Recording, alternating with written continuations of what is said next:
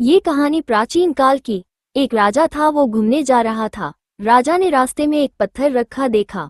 वो इंतजार करने लगा कि कोई आकर इस पत्थर को यहाँ से हटाए। तभी राजा के कुछ साथी वहां आ गए।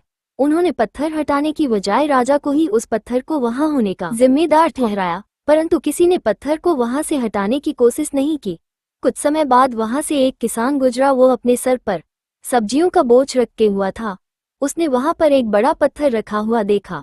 उस किसान ने सब्जियों को नीचे रखकर उस पत्थर को हटाने लगा। कुछ समय पश्चात वो पत्थर हटाने में कामयाब हो गया और फिर वो सब्जियों को सर पर रखकर चलने लगा। जब वो सब्जियों को सर पर रखने लगा तो उसने देखा कि जहां पर पत्थर रखता था वहां एक थैला पड़ा है। उसने सब्जियों को नीचे रखकर उस थैले को उठाया। उस थैले में सोने की अशरफिया थी। उसने वो थैला राजा के पास जाकर उन्हें देने लगा, लेकिन राजा ने वो थैला लेने के बजाय उस किसान को दे दिया और कहा, ये तुम्हारी मेहनत का फल है।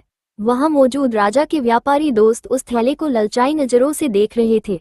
उस थैले को किसान को सुपुर्द करके राजा ने कहा कि तुमने इस रास्ते को साफ किया है और यहाँ से गुजरने वालों को जाने की सुविधा की है, इसलिए ये सारी अशरफिया उस किसान की मेहनत का फल है। और राजा वहां से चले गया।